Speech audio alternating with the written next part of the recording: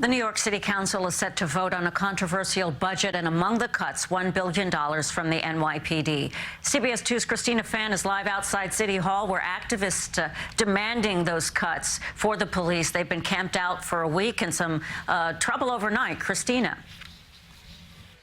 Well, Dana, protesters are clearly not pleased with the proposed budget cuts. You can see they have graffitied the buildings near City Hall with anti-police messages. The same can be seen across the street on signs where protesters have been gathering for the past week.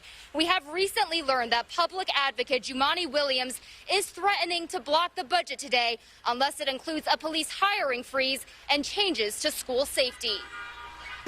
You told us to go to the sidewalk! The seventh day to a week-long occupation of City Hall Park began with a violent scuffle.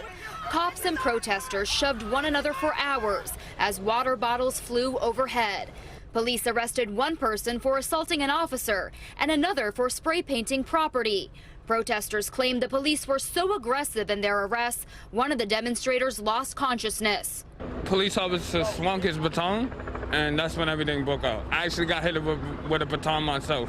What we saw this morning is exactly why we're here. We are sick and tired of being sick and tired. Hundreds have been camping on the corner of Chambers and Center Street to protest the city's budget, which goes up for a vote Tuesday. They started chanting well before sunrise, graffitiing the nearby Surrogates Court with anti-police messages, calling for the NYPD's nearly $6 billion budget to be dramatically cut. It's real personal to me that I'm scared to, get up and walk outside and have to, be scared every single day. And for supposedly the cops that are supposed to protect us. Mayor de Blasio announced support for a plan to slash the police department's budget by $1 billion. But protesters say the cuts are disingenuous.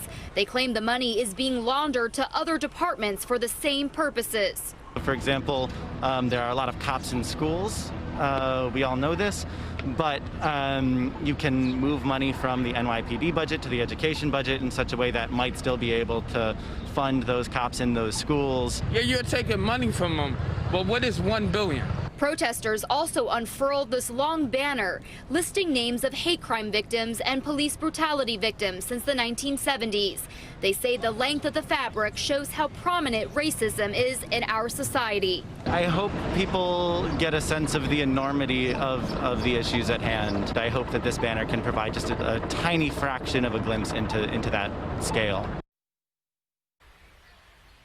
Mayor de Blasio had scheduled a press conference for earlier this morning, but canceled it later, saying that the budget is still being worked on.